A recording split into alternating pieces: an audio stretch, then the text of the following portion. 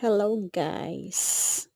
Wala lang, ayaw ko lang siyang, i-delete kaya a-upload ko na lang siya dito sa YouTube. Bale ini-screen record ko lang kasi 'to.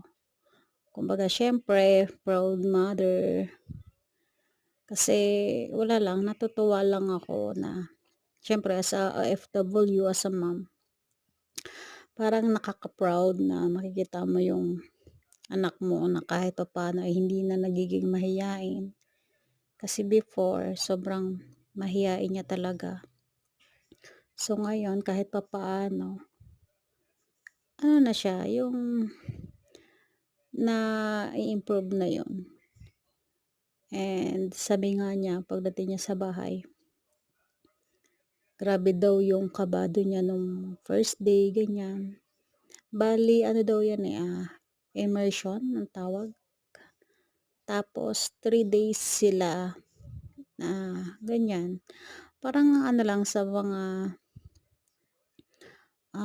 advice about sa mga ano ba 'yan, love lines ba 'yan, yung ano na 'yan sa brigada. Wala lang, yung mga sagot ng anak ko diyan, 'yan yung anak ko, eh.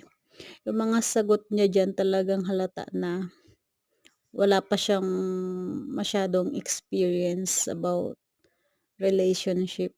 Kasi medyo mabababaw pa yung mga sagot niya diyan. Yung mga advice niya dun sa mga naghihingi ng advice medyo mababaw pa, talagang mahalata mo na ano pa sa ano,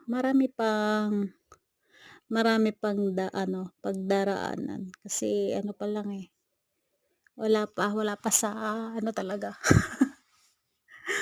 wala pa sa kalingkingan.